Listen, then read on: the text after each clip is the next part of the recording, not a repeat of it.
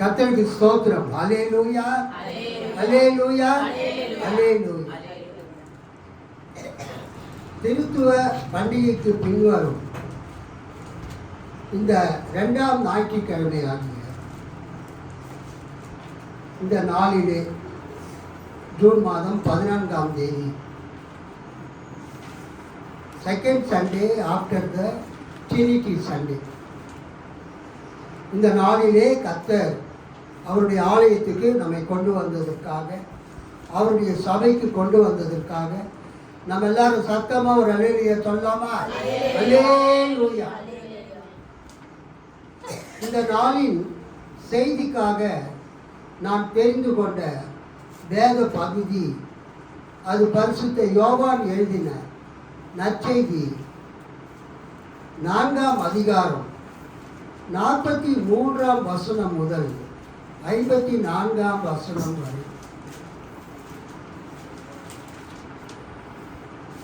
அரச அலுவலர் மகன் குணமாகுதல் இந்த பகுதியின் தலைப்பு. அந்த 2 நாளுக்கு பிறகு இயேசு அங்கிருந்து கலிலேயாவுக்கு சென்றார். தம் சொந்த ஊரில் இறைவாக்கினருக்கு மதிப்பு இராது என்று அவரே கூறியிருந்தார். அவர் கலிலேயா வந்தபோது கலிலேயர் அவரை வரவேற்றனர். ஏனெனில் அவர்கள் திருவிழாவுக்கு சென்றிருந்த போது எருசலேமில் அவர் செய்தவை அனைத்தையும் கண்டிருந்தனர். கலிலேயாவில் உள்ள கானாவுக்கு இயேசு மீண்டும் சென்றார். அங்கேதான் அவர் தண்ணீரை திராட்சை ரசம் ஆக்கி இருந்தார். கப்பர்நகூமில் அரச அலுவலரின் மகன் ஒருவன் நோயுற்று இருந்தார்.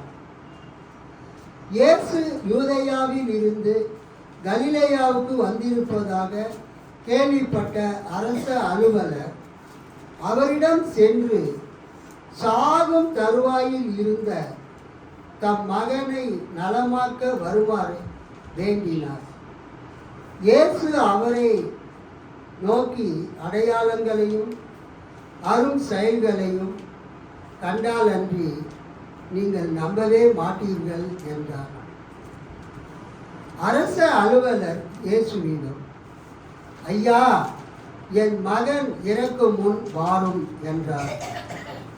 இயேசு அவரிடம், நீர் புறப்பட்டு போம், உன் மகன் பிழைத்துக் கொள்வான் என்றார். அவரும் இயேசு தம்மிடம் சொன்ன வார்த்தையை நம்பி புறப்பட்டு போனார். அவர் போய்க் கொண்டிருக்கும் போது அவருடைய பணியாளர்கள் அவருக்கு எதிர்கொண்டு வந்து, மகன் பிழைத்து கொண்டான் என்று கூறினார்கள்.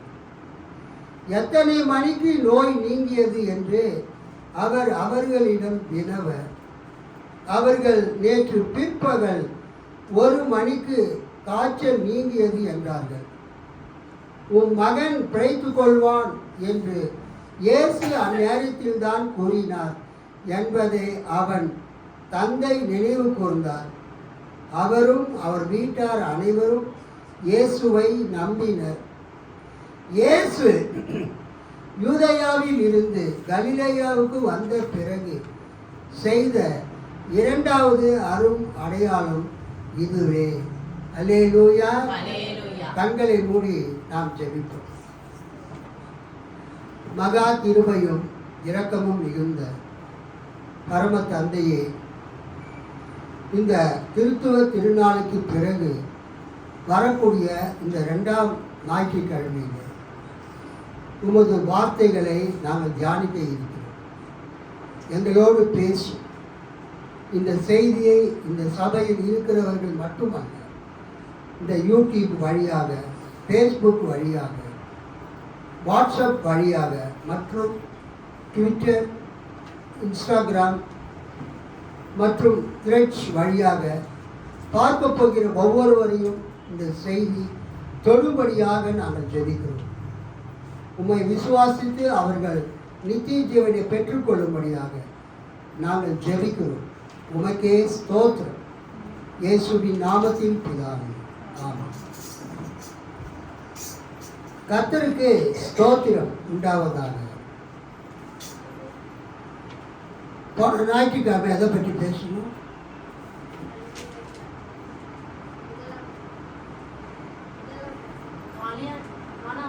கானா ஊரில் இயேசு தண்ணீரை திராட்சை ரசமாக மாற்றின முதலாவது அரும் செயலை, அரும் அடையாளத்தை நாம் பார்த்தோம்.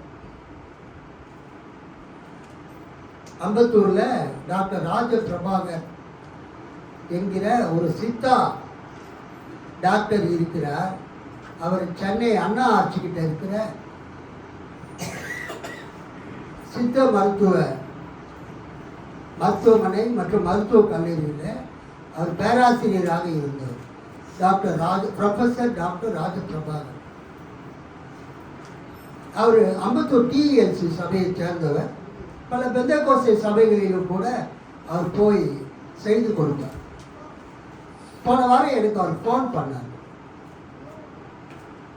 ஃபோன் பண்ணி, ஐயா நீங்கள் போன வாரம் நீங்கள் பேசிங்க அந்த கானாவூர் கல்யாணத்தில் இயேசு தண்ணீரை திராட்சை ரசம் ஆக்கின அந்த செய்தியை நான் கேட்டேன். ரொம்ப அருமையாக இருந்தது. இதுவரைக்கும் நான் கேள்விப்பட்டிராத பல அரிய தகவல்களை நீங்கள் சொன்னீர்கள், பேசினீர்கள். எனக்கு ரொம்ப மகிழ்ச்சியாக இருந்தது. நான் அந்த செய்தியை எங்கள் சபையை சேர்ந்த டிஎல்சியை சேர்ந்த 100 லுத்தரன் போதகர்களுக்கு நான் வாட்ஸ்அப்பில் அனுப்பினேன். கைத்தட்டி ஆண்டவரை மகிழ்ப்படுத்தலாமா? அவரே ஒரு பெரிய ஊழியக்காரர், நல்லா பேசுவார். அவர் ஒரு மெடிக்கல் டாக்டராக இருந்தால் கூட இந்த கிறிஸ்துவ ஊழியத்தில் திருச்சபையில் அவர் பிரசங்கிக்கிற பணியாற்றி கொண்டிருக்கிறார். உங்கள் செய்தியை வீடியோவை நான் ஜெர்மன் தேசத்துக்கு அனுப்பினேன். ஜெர்மன் தேசத்தில் எனக்கு தெரிந்த ஒரு சில போதகர்கள் இருக்கிறாங்க. அவங்களுக்கு நான் அனுப்பி இந்த செய்தியை கொஞ்சம் கேளுங்க. இந்த கானாவூர் கல்யாணத்தை எல்லாருமே நம்ம சின்ன வயசுலேருந்து கேட்டுட்டு இருக்கிறோம், பேசிட்டு இருக்கிறோம். பாஸ்டர் ஜான் மதியழகன் என்பவர் என் நண்பர், மெட்ராஸில் இருக்கிறார். அவர் பேசுகிறதை கேளுங்கள் என்று நான் அனுப்பினேன். அந்த ஜெர்மனில் இருக்கிற ஒரு சில போதகர்கள் எனக்கு ஃபோன் செய்து ரொம்ப அருமையாக பேசியிருக்கிறார். ஆனால் அவர் பேசும்போது சாதாரணமாக பேசுகிறாரு. உங்களை மாதிரி கையெல்லாம் உயர்த்தி கொஞ்சம் ஆக்ஷன் பண்ணி அவர் பேசுனா ரொம்ப நல்லா இருக்கும், அதை நீங்கள் அவருக்கு சொல்லுங்கள் அப்படின்னு, அவருடைய பிரசங்க ஸ்டைலை கொஞ்சம் மாற்ற சொல்லுங்கள் அப்படின்னு அவர் சொல்லியிருக்கிறார். எங்கே இருக்கிறவர்? ஜெர்மனில் இருக்கிற பாஸ்டர். அப்போ அவர் என்கிட்ட சொன்னார். நான் சொன்னேன், எங்கள் சபை மக்கள் ஒரு ஒரு சின்ன அறையில் ஒரு ஸ்மால் சர்ச்சு, சின்ன காங்கிரிகேஷன், அவங்கக்கிட்ட போய் நான் கையும் காலையும் உயர்த்தி குதிச்சு என்னால் என்ன பண்ண முடியாது, பேச முடியாது. பட் இருந்தாலும் நான் பேசுகிறேன். அல்லேலூயா. ஆனால் உங்களை மாதிரி என்னாலலாம் அந்த ஆக்ஷன் பண்ணி பேச அவர் ஒரு ஆக்ஷன் கிங்குன்னு கூட சொல்லலாம். ஒரு பிரசங்கத்தில் இந்த கை அதெல்லாம் உயர்த்தி குதிச்சு சத்தமாக அவர் பேசக்கூடியவர். ஆனால் எனக்கு என்ன மகிழ்ச்சின்னா, பல வருஷமாக எனக்கு பழக்கம். இன்னும் சொல்லப்போனால் எனக்கே அவர் ட்ரீட்மெண்ட் கொடுத்துருக்குறார். என்னுடைய வயிற்றில் அந்த கிட்னியில் ஸ்டோன் இருக்கும்போது நான் அவர்கிட்ட தான் போனேன். அப்போ அந்த சித்தா மருத்துவமனையில், மருத்துவக் கல்லூரியில் அவர் பேராசிரியராக இருந்தார். அப்பொழுது அவர்கிட்ட போய் அம்பத்தூரில் நானும் ஜார்ஜ் பைபிள் காலேஜ் ஸ்டூடெண்ட்டை போயிட்டு நான் அவர்கிட்ட ட்ரீட்மெண்ட் எடுத்தேன். கிட்டத்தட்ட 1 மாதத்துக்குள்ளே எனக்கு அந்த கல் கரைந்து விட்டது. அதுலேருந்து நான் அவர்கிட்ட சொல்லுவேன், நீங்கள் என்னுடைய டாக்டர், எனக்கு பிடித்த ஒரு நல்ல டாக்டர். நான் உங்ககிட்ட ஒரு பாஸ்டாக வர விரும்பலை, உங்ககிட்ட நான் ஒரு பேஷண்ட்டாக தான் வர விரும்புகிறேன். ஐயா அப்படி சொல்லாதீங்கய்யா, நீங்கள் ஒரு ஊழியக்காரர், நீங்கள் ஜெபம் பண்ணிவிட்டு நல்லா ஒரு காணிக்கை வாங்கிக்கிட்டு ஒரு நல்ல ஒரு பிரியாணி சாப்பிட்ற மாதிரி ஒரு ஏற்பாடு பண்ணி செய்கிறேன் அப்படின்னார். உங்கள் அன்புக்கு மிக்க நன்றி. நான் வந்து உங்களை பார்க்க வரதா இருந்தால் ஏதாவது சரீரத்தில் ஏதாவது எனக்கு நோய் நொடி தாக்கினா நான் வந்து உங்களுக்கு ட்ரீட்மெண்ட் எடுத்துக்கிறேன், எனக்காக ஜெபம் பண்ணுங்க அப்படின்னு சொன்னேன். கை தட்டி ஆண்டவரை மகிமைப்படுத்தலாமா? ஸோ அப்போ அவர் சொன்னார், உங்கள் விசுவாசிகள் எல்லாம் கொடுத்து வச்சவங்க. அல்லேலூயா. என்ன ரூட் செல்லாமா? உங்கள் விசுவாசிங்க கொடுத்து வச்சவங்க. இவ்வளவு ஒரு ஆழமான சத்தியத்தை நான் பல வருஷமாக பான் கிறிஸ்டியன், எனக்கே தெரியாத பல சத்தியத்தை நீங்கள் புதுசாக நீங்கள் சொல்லும்போது ஆச்சரியமாக இருக்குது என்று சொன்னார். போன தடவை 2 கானாவை பற்றி நான் சொன்னேன். அல்லேலூயா. கலிலேயாவில் உள்ள கானா ஒரு கானா, இன்னொரு கானா எங்கே இருந்தது? தீருவின் எல்லையில் பகுதியில் இருக்கக்கூடிய ஆசேர் கோத்திரத்தை சேர்ந்த ஒரு கானா. 2 கானாவை பற்றி சொன்னேன். போன வாரம் நான் ஃபேஸ்புக்கில் படிச்சுட்டு இருக்கும்போது ஒருத்தர் இயேசுவினுடைய பிறப்பு எப்ராத்தா எனப்பட்ட பெத்லெகேமே அப்படின்னு கரெக்டாக பின் பாயிண்ட் பண்ணியிருக்கிறார். மீகா 5:2 இயேசு பிறந்தது எப்ராத்தா எனப்பட்ட பெத்லெகேம். ஏன் அவர் பெத்லெகேம்னு சொல்லாமல் எப்ராத்தா அப்படின்னு சொல்கிறாருன்னா, யூதயா தேசத்தில் எருசலேமுக்கு கீழே பெத்லெகேம் என்கிற ஒரு ஊர் இருக்கிற மாதிரி கலிலேயாவிலேயும் ஒரு பெத்லெகேம் இருக்கிறது. என்னதுங்க? கலிலேயாவிலும் ஒரு பெத்லெகேம் இருக்கிறது. ஸோ இந்த 2 பெத்லெகேமுக்கும் அப்பத்தின் வீடு பெத் லேகேம். பெத்துனா வீடு, லேகேம்னா அப்பம். பெத் லேகேம் அப்பத்தின் வீடு. அது அது எங்கே இருக்குதுன்னா எருசலேமுக்கு கீழே. அதுக்கு பழைய பேர் எப்ராத்தா. எப்ராத்தா எனப்பட்ட பெத்லெகேம். அப்போ அந்த ஃபேஸ்புக்கில் ஒருத்தர் எழுதியிருக்கிறாரு, ஏன் எப்ராத்தா எனப்பட்ட பெத்லெகேம்னா கலிலேயாவிலும் ஒரு பெத்லெகேம் இருக்கிறது. என்னதுங்க? கலிலேயாவிலும் ஒரு அப்பத்தின் வீடு இருக்கிறது. எனக்கு ரொம்ப ஆச்சரியமாக இருக்குது. என்ன நம்ம மாஸ்டர் ஆஃப் தியாலஜிலாம் படித்து முடிச்சிட்டோம். கிட்டத்தட்ட 40 வருஷமாக நம்ம ஊழியர் செய்கிறோம். நமக்கு தெரியாத பல விஷயங்களை நம்ம படிக்கும்போது ஆச்சரியமாக இருக்கிறது. அல்லேலூயா. கேட்கும்போது ஆச்சரியமாக இருக்கிறது. அது பெத்லெகேமை பற்றி ஒரு ஸ்டடி பண்ணி அந்த 2வது பெத்லெகேம் எங்கே இருக்குதுன்னு கண்டுபிடிச்சி நேரம் வரும்போது நான் பேசுவேன். ஒரு அல்லேலூயா சொல்லாமா? அல்லேலூயா. இன்னைக்கு இயேசு செய்த 2வது அற்புதத்தை குறித்து நாம் பார்க்க போகிறோம். இயேசு செய்த 2வது அற்புதம். நீங்கள் யோவான் சுவிசேஷத்தை பார்த்தீங்கன்னா, எஸ்பெஷலி திருவிவிலியம் பைபிளில் நீங்கள் பார்த்தீங்கன்னா அதில் முன்னுரை கொடுத்துருப்பாங்க. இப்போ திருவிவிலியம் பைபிள்லாம் நீங்கள் வாங்கினீங்கன்னா முன்னுரை இருக்கும், இன்ட்ரடக்ஷன் ஒவ்வொரு புக்குக்கும். அந்த முன்னுரையில் அந்த ஒவ்வொரு புத்தகத்தின் அமைப்பு கொடுத்துருக்கும். இப்போ உதாரணமாக யோவானுக்கு அவங்க என்ன கொடுத்துருக்காங்க பாருங்கள். திருவிவிலியத்தில் அமைப்பு யூத திருவிழாக்களை அடிப்படையாக கொண்டு இயேசுவின் முறைகளும் இயேசுவின் பிரசங்கங்களும் அவரை பற்றிய பிற செய்திகளும் தொகுக்கப்பட்டிருப்பவனவாக தெரிகிறது. இந்த யோவான் நற்செய்தியினுடைய அந்த அமைப்பு பற்றி அவங்க எப்படி எழுதுறாங்கன்னா, முன்னுரை பாடல் 1ஆம் அதிகாரம்.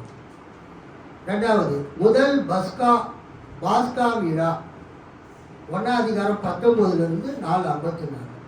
3வது யூதர்களின் திருவிழா 5:1லிருந்து 47. 4வது குறிப்பு 2ஆம் பாஸ்கா விழா 6ஆம் அதிகாரம் 1லிருந்து 71. அப்புறம் 5வது குறிப்பு கூடார விழா, கூடார பண்டிகை 7ஆம் அதிகாரம் 1லிருந்து 10:21 வரை.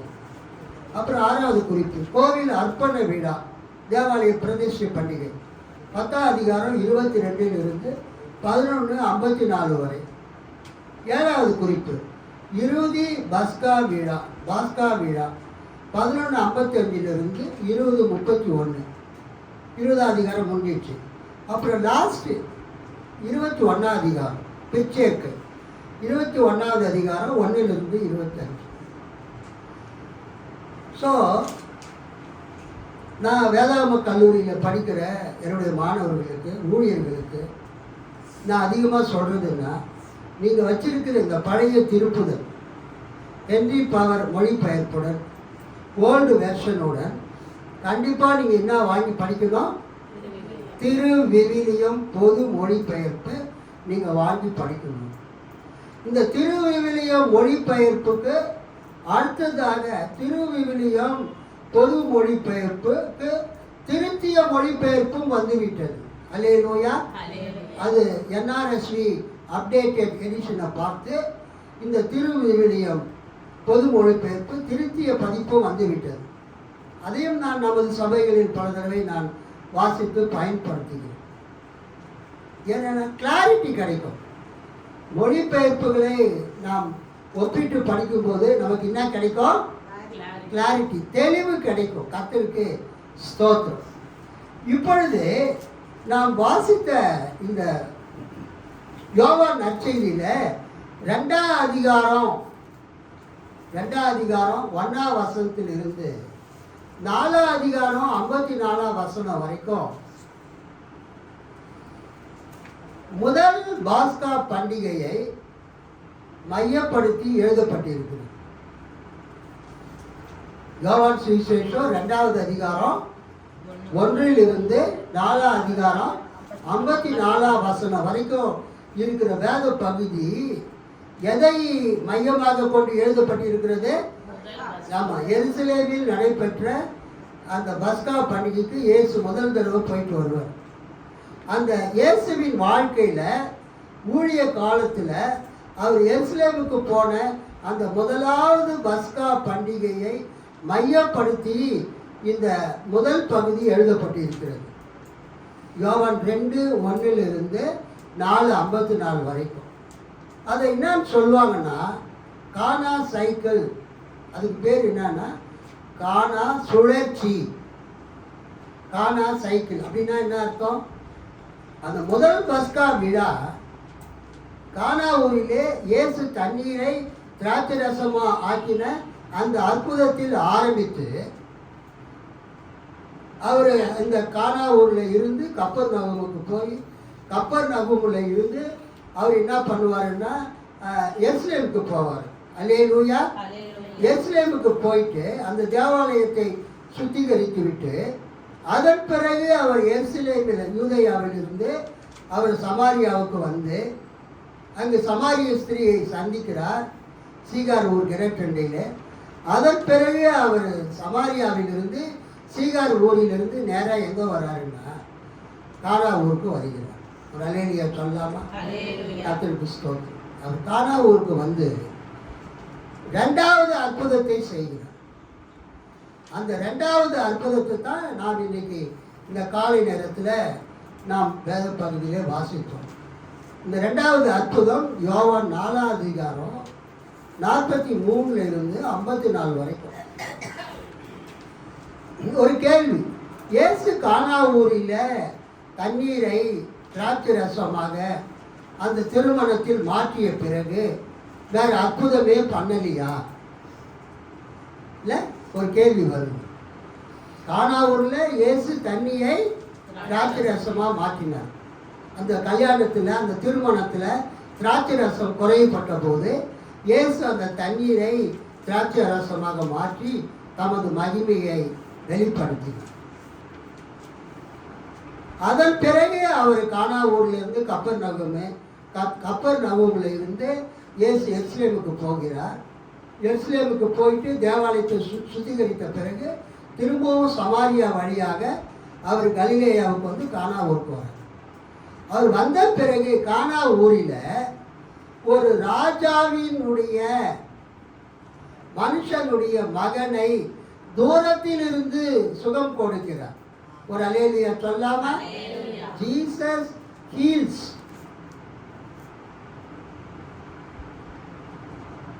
a boy from long distance. Long distance healing performed by Jesus. நீண்ட தொலைவில் இருந்து இயேசு ஒரு ராஜாவினுடைய அரண்மனையில் வேலை செய்யக்கூடிய ஒரு ஆளினுடைய மகனை இயேசு சுகமாக்குகிறார். எவ்வளவு தூரத்தில் இருந்து? ரொம்ப தூரத்தில் இருந்து. அதைத்தான் இன்னைக்கு நம்ம வாசித்தோம், அதைத்தான் நாம் தியானிக்க போகிறோம்.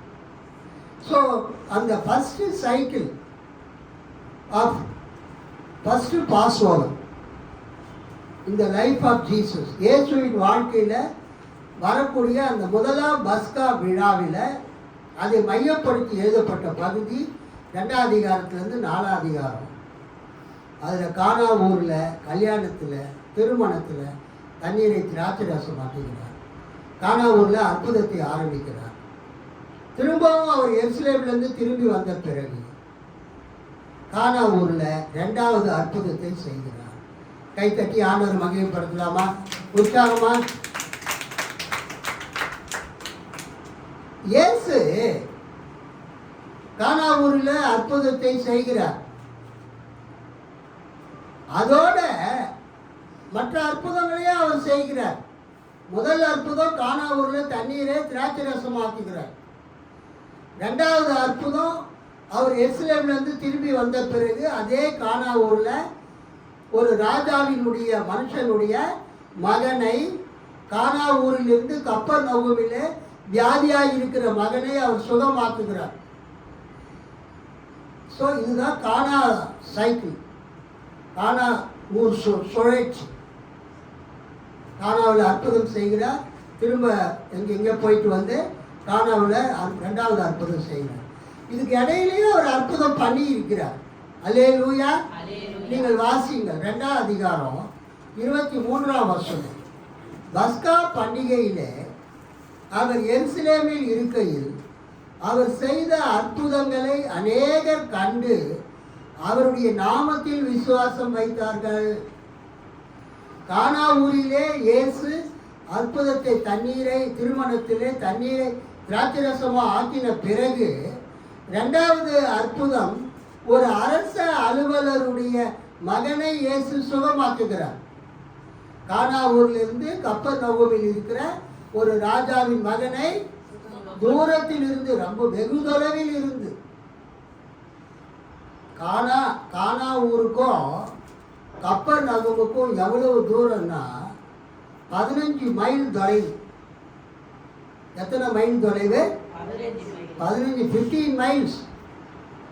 Distance between Kana and Kapernaum is 15 miles. Approximately ஒரு 20 kilometers இருக்கும். எத்தனை கிலோமீட்டர் இருக்கும்? மைல்ஸ் கன்வெர்ட் பண்ணி பாருங்க கூகுளில். 15 miles into kilometers எவ்வளோ வருது? தோராயமா 24.5. 15 மைல் வந்து கிலோமீட்டர் கன்வர்ஷனில் 24.5 மைல்கள், கிட்டத்தட்ட 25 மைல். கவனிங்க, கானா ஊரில் இயேசு இருக்கிறார். கப்பர்நகூமில் அந்த அரசருடைய அலுவலகத்தில் அரண்மனையிலே பணிபுரியக்கூடிய ஒருவருடைய மகன் வீட்டில் இருக்கிறான். அவன் நோய்வாய்ப்பட்டு ஜுரத்தினாலே சாகும் தருவாயில் இருக்கிறான். ஆனால் இயேசு கானா ஊரில் இருந்து கப்பர்நகூமில் இருக்கிற அந்த அரசருடைய அலுவலருடைய மகனை இயேசு இருந்த இடத்திலிருந்தே சுகமாக்குகிறார். அல்லேலூயா. கை தட்டி ஆண்டவரை மகிமைப்படுத்தும். It is a long distance healing miracle performed by Jesus. நீண்ட தொலைவில் இருந்து ஒரு வியாதியஸ்தனை, நோயுற்றவரை இயேசு பார்க்காமலேயே தொடாமலேயே நீ போ, உன் மகன் பிழைப்பான் அல்லது உன் மகன் சொஸ்தமாவான். அல்லேலூயா. கர்த்தருக்கு ஸ்தோத்திரம். 50ஆம் வசனம். இயேசு அவனை நோக்கி, நீ போகலாம், உன் குமாரன் பிழைத்திருக்கிறான் என்றார். அந்த மனுஷன் இயேசு சொன்ன வார்த்தையை நம்பி போனான். கர்த்தருக்கு ஸ்தோத்திரம்.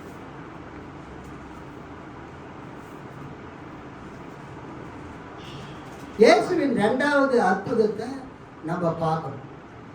முதல் அற்புதத்துக்கும் 2வது அற்புதத்துக்கும் இடையில இயேசு பல அற்புதங்களை செய்திருக்கிறார். அல்லேலூயா. அதைத்தான் நம்ம வாசித்தோம். எங்க வாசித்தோம்? 2:23 பஸ்கா பண்டிகையிலே, அதாவது எருசலேமிலே. அவர் எருசலேமில் இருக்கையில் அவர் செய்த அற்புதங்களை அநேகர் கண்டு அவருடைய நாமத்தில் விசுவாசம் வைத்தார்கள். ஸோ அவர் என்னென்ன அற்புதம் பண்ணாருன்னு யோவான் தம் சுவிசேஷத்தில் எழுதவில்லை. இன்னொரு வசனத்தை பாருங்க. நிக்கோதேமு இயேசு கிட்ட பேசுறார். யோவான் 3:1. யூதருக்குள்ளே அதிகாரியான நிக்கோதேமு எனப்பட்ட பரிசேயன் ஒருவன் இருந்தான். அவன் ராக்காலத்திலே இயேசுவின் இடத்தில் வந்து, ரபி, நீ தேவனிடத்திலிருந்து வந்த போதகர் என்று அறிந்திருக்கிறோம். ஏனெனில் ஒருவனும் தன்னுடனே தேவன் இராவிட்டால் நீ செய்கிற இப்படிப்பட்ட அற்புதங்களை செய்ய மாட்டான். அல்லேலூயா. கவனிங்க.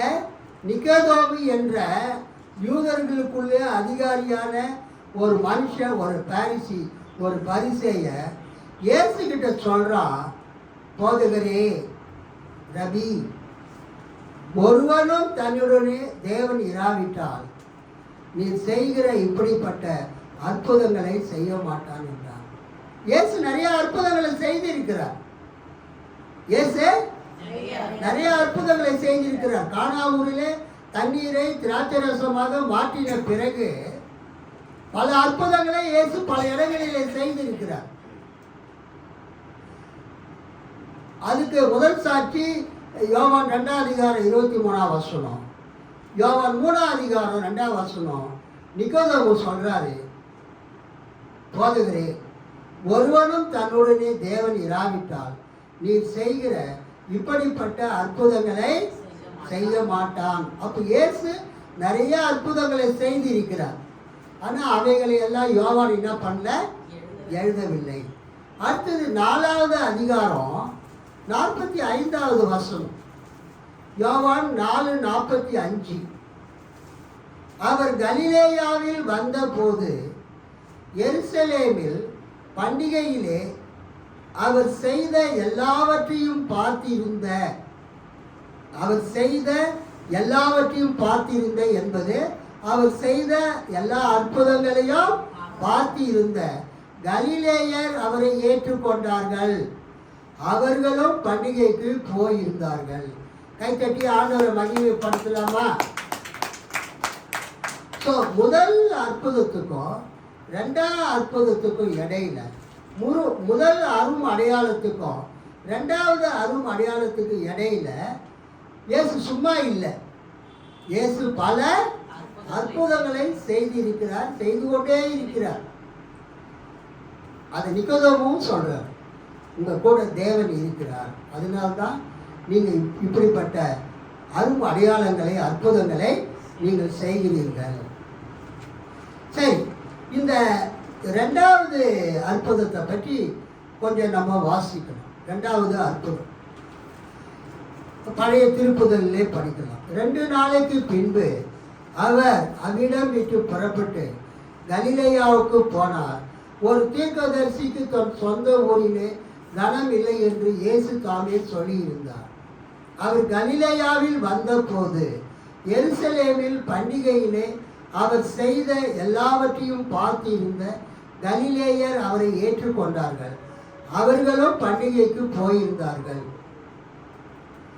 பின்பு இயேசு தாம் தண்ணீரை திராட்சரசமாக்கின கலிலேயாவில் உள்ள கானா ஊருக்கு மறுபடியும் வந்தார். அப்பொழுது கப்பர்நகூமிலே ராஜாவின் மனுஷரில் ஒருவனுடைய குமாரன் வியாதியாயிருந்தான். அல்லேலூயா. அந்த கப்பர்நகூம் எங்க இருக்குதுன்னா கலிலேயா கடலுடைய மேற்கு பகுதியில கப்பர்நகூம் இருக்கிறது. அல்லேலூயா. இயேசு பிறந்தது பெத்லகேம்.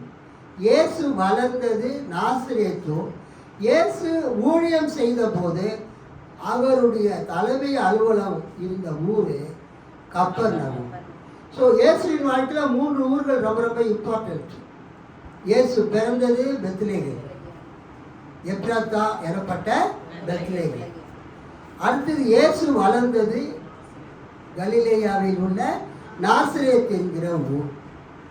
அடுத்தது இயேசு அந்த கானா ஊரில் தண்ணீரை திராட்சரசம் ஆக்கி அந்த முதலாம் அற்புதத்தை செய்த பிறகு இயேசுவும் அவருடைய சீடர்களும் இயேசுவின் தாயாரும் இயேசுவினுடைய உடன் பிறந்த சகோதர சகோதரிகளும் கலிலேயா கடற்கரையினுடைய மேற்கு பக்கத்தில் இருக்கிற கப்பர்நகூமுக்கு போய் அங்கே தங்கியிருந்து அவர் 3 வருஷம் ஊழியம் செய்தார்.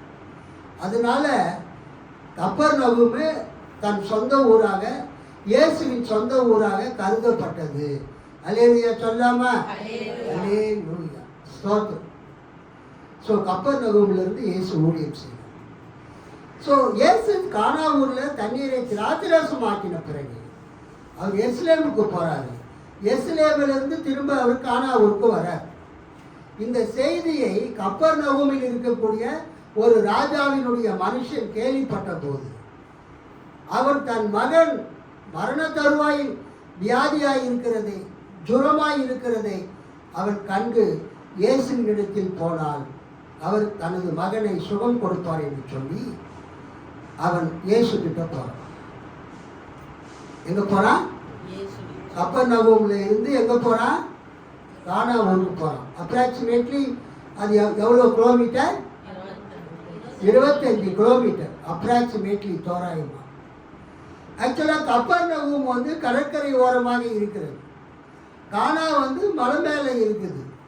ஒரு அல்லேலூயா சொல்லாமா? கப்பர்நகூம் வந்து கடற்கரை ஓரமாக பள்ளத்தில் இருக்குது. லோவா நாசரேத்து கானா ஊரில் எங்கே இருக்குது? உயரத்தில் மலை மேலே இருக்குது. ஸோ மேலேருந்து தே கேம் டவுன் அப்படின்னு சொல்லுவாங்க.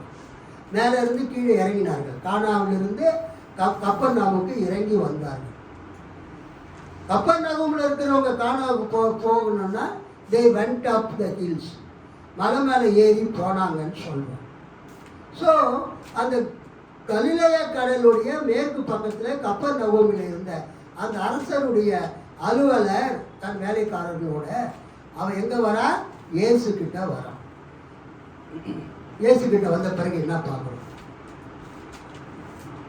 47ஆம் வருஷம் இயேசு யூதேயாவில் இருந்து கலிலேயாவுக்கு வந்தார் என்று அந்த மனுஷன் கேள்விப்பட்ட போது அவரிடத்திற்கு போய் தன் மகன் மரண அவஸ்தையாய் இருந்தபடியினால், at the point of death,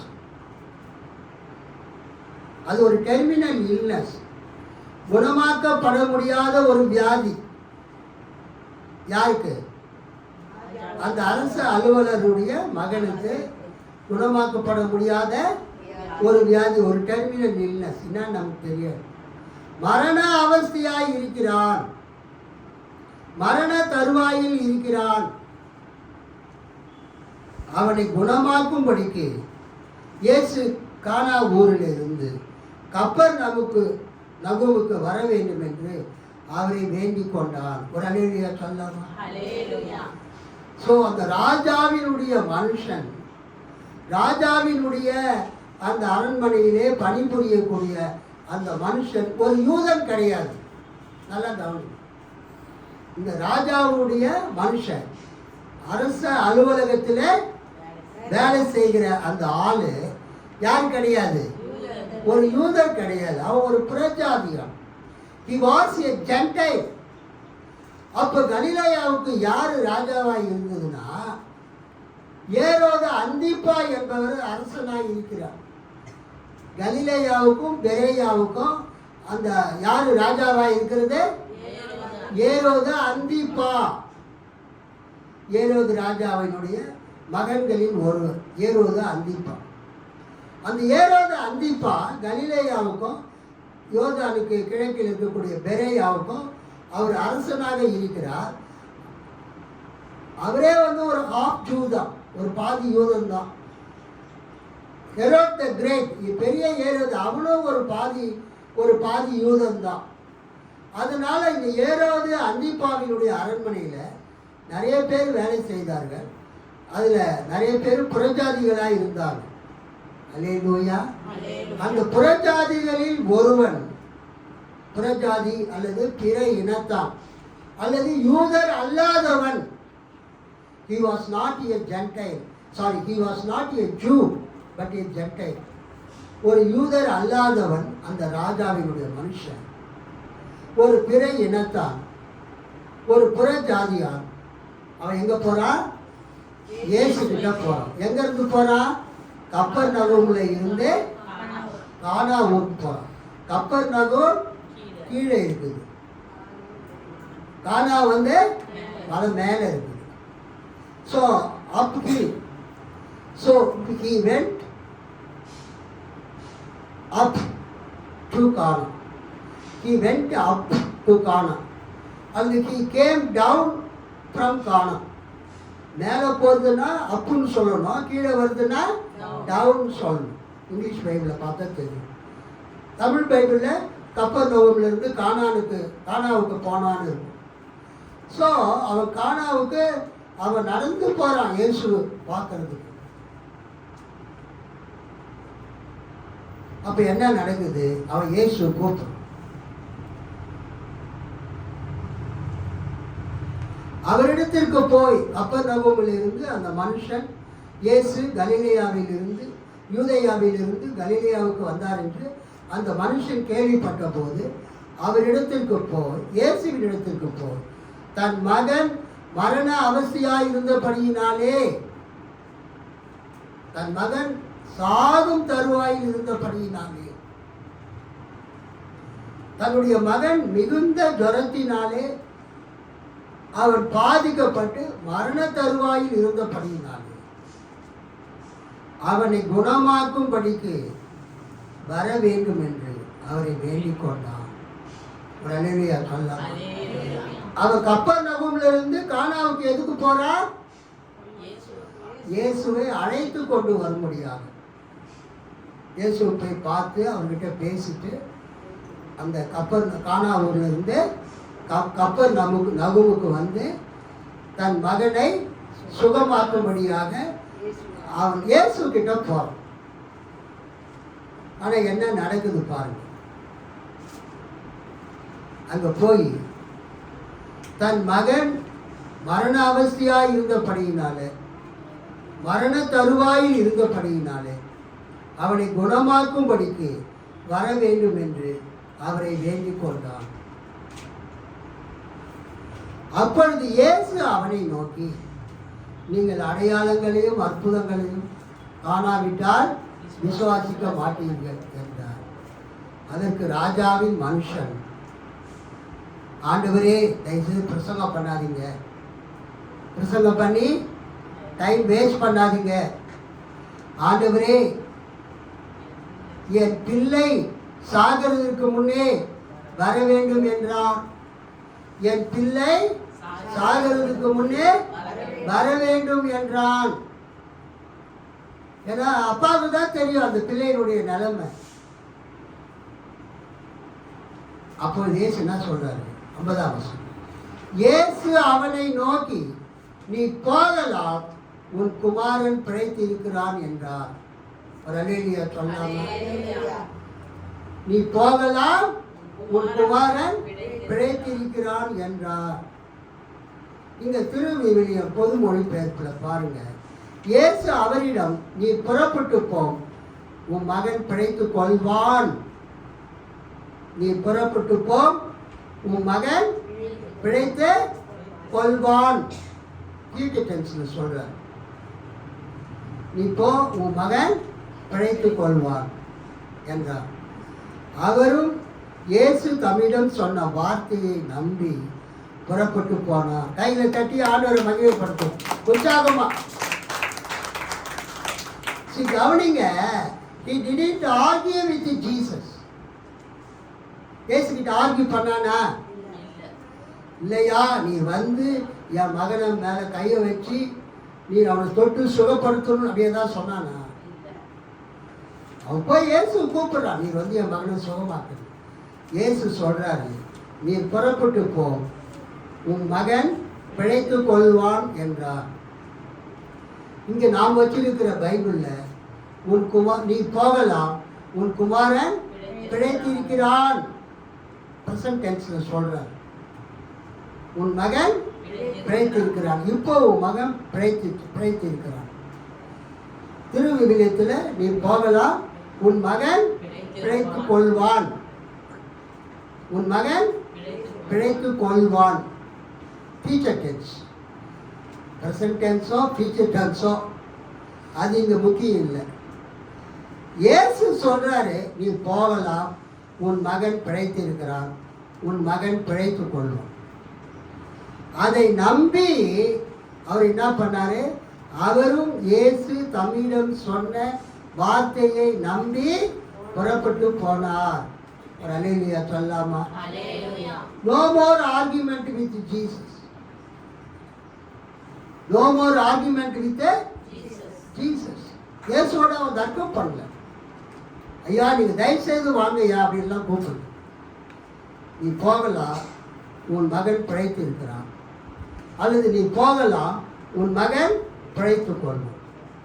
இவரு சாதாரண தரையா இருந்தா 25 கிலோமீட்டர் வேகமாக ஓடி கூட சேர்ந்துடலாம், கரெக்டா? ஆனால் இந்த கானா எங்கே இருக்குது? மலை மேலே இருக்குது. கப்பர்நகூம் எங்கே இருக்குது? கடற்கரை ஓரமாக இருக்குது. அப்போ அவர் மேலே இருந்து பொறுமையாக கீழே இறங்கி அவர் அந்த கப்பர்நகூமுக்கு போகணும். அதுக்கு இட் வில் டேக் டைம், நேரம் ஆகும். அதனால அவர் அடுத்த நாள் தான் கப்பர்நகூமுக்கு போகிறார், கரெக்டு தானே? இயேசுவை சந்தித்த அடுத்த நாள் தான் அவர் எங்கே போகிறாரு? கப்பர்நகூமுக்கு போகிறார். ஒருவேளை இருட்டாயிட்டு இருக்கலாம், எங்கேயாவது தங்கிட்டு அடுத்த நாள் காலையில் அவர் பிரயாணத்தை தொடர்ந்து இருக்கலாம். அப்படி போயிட்டு இருக்கும்போது என்ன நடக்குது? 49 சரி 51. அவன் போகையில் அவனுடைய ஊழியக்காரர், அந்த ராஜாவின் மனுஷனுடைய ஊழியக்காரர் அவனுக்கு எதிர்கொண்டு வந்து, உம்முடைய குமாரன் பிழைத்திருக்கிறான் என்று அறிவித்தார்கள்.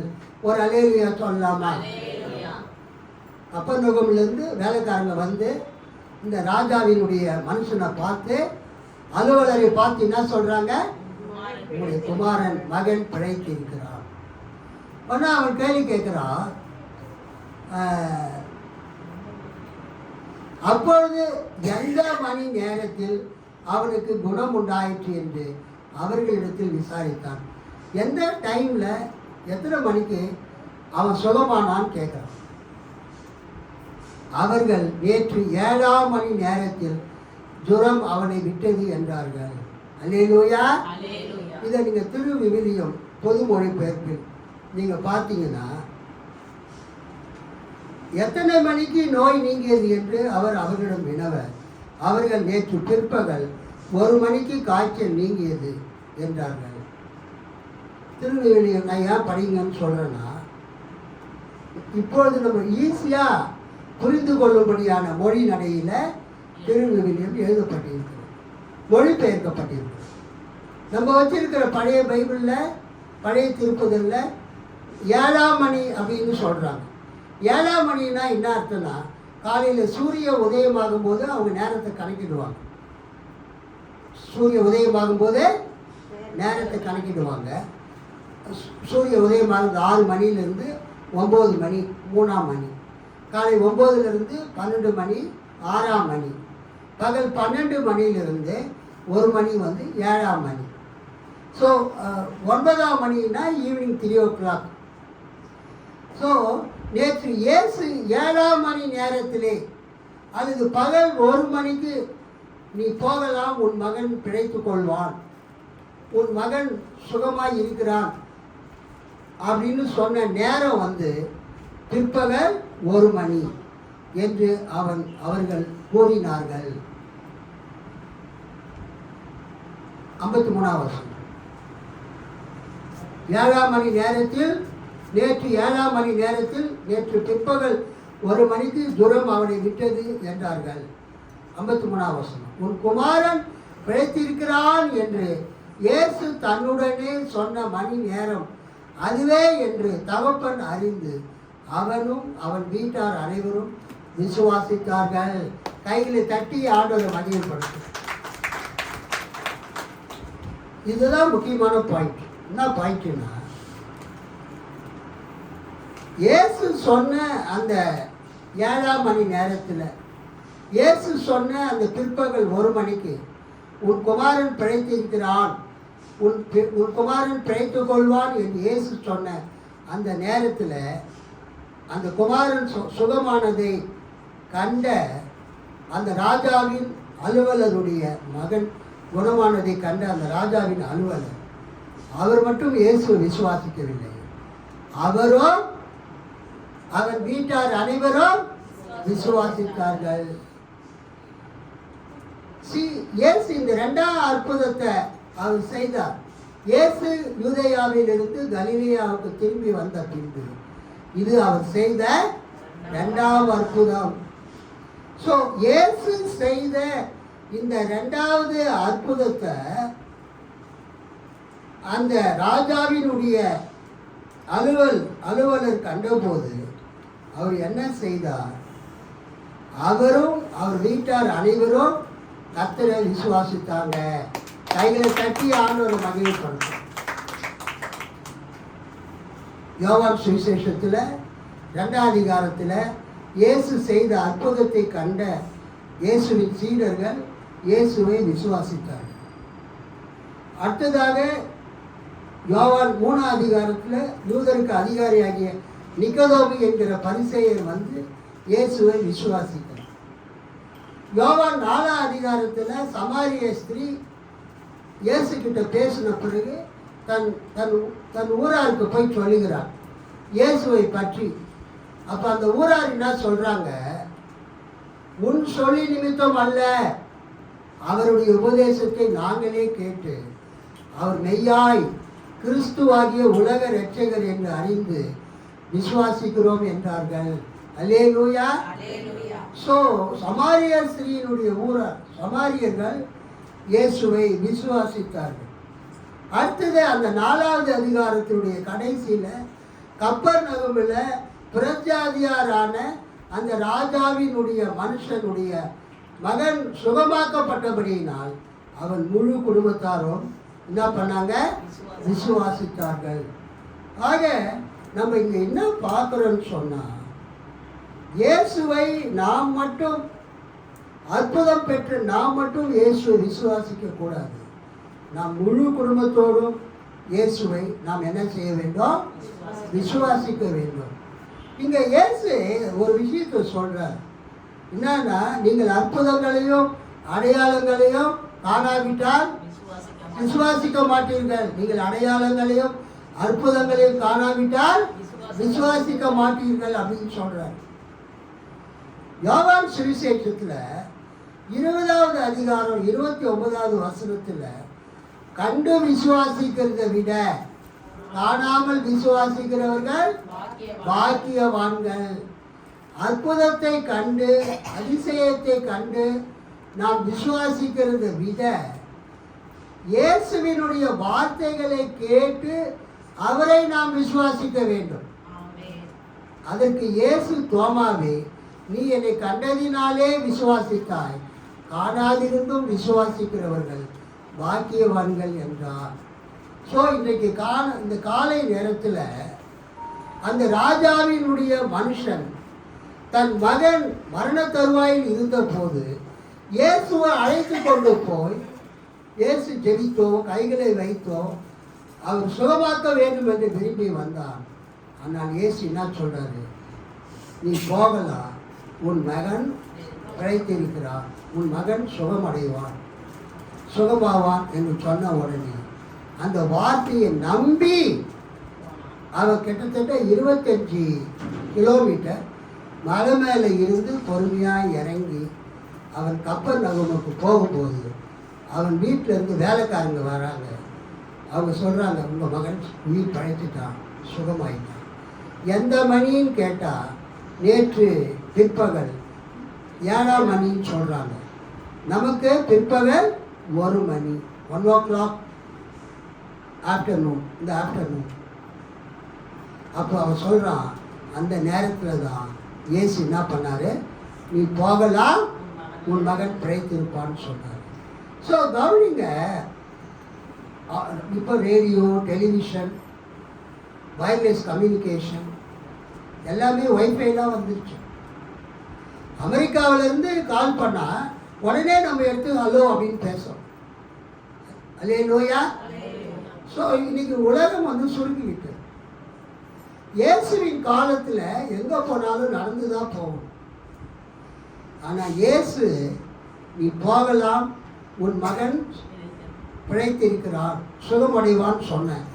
அந்த நேரத்திலேயே அந்த கப்பர்நகூமில் 25 கிலோமீட்டருக்கு அந்தாண்ட இருந்த அந்த அரசருடைய மகன், அரசருடைய அலுவலருடைய மகன் சுகமானான். ஸோ இன்றைக்கு இயேசு கிறிஸ்து தூரத்தில் இருந்து கூட அற்புதத்தை செய்ய வல்லவராய் இருக்கிறார். இயேசு இன்றைக்கு தம்மை நம்புகிறவர்களுக்கு, தம்மை விசுவாசிக்கிறவர்களுக்கு அவர் இன்றைக்கும் அற்புதத்தை செய்ய வல்லவராய் இருக்கிறார். சங்கீதம் 107:20 அவர் தமது வசனத்தை அனுப்பி அவர்களை குணமாக்கி அவர்களை அழிவுக்கு தப்புவிக்கிறார் என்று வசனம் இருக்கிறது. சங்கீதம் 107:20 அவர் தமது வசனத்தை அனுப்பி அவர்களை குணமாக்கி அவர்களை அழிவுக்கு, அதாவது மரணத்திற்கு அவர்களை தப்புவிக்கிறார். ஸோ இந்த காலை நேரத்தில் ஆராதனைக்கு வந்திருக்கிற உங்களை பார்த்து இயேசு சொல்கிறார், இயேசுவை நீங்கள் விசுவாசியுங்கள், இயேசுவின் மீது உங்கள் நம்பிக்கையை வையுங்கள், ஆண்டவரிடத்திலே நீங்கள் ஜெபியுங்க, கர்த்தர் உங்கள் வாழ்க்கையில் அற்புதங்களை செய்வார். இயேசுவை நீங்கள் விசுவாசிக்கிறது தான் முக்கியம். நீங்கள் மட்டும் விசுவாசித்தா போதாது, குடும்பமாக இயேசுவை நம்ப வேண்டும், குடும்பமாக இயேசுவை ஏற்றுக்கொள்ள வேண்டும். கர்த்தர் உங்களை ஆசீர்வதிப்பாராக. God bless you all. Amen.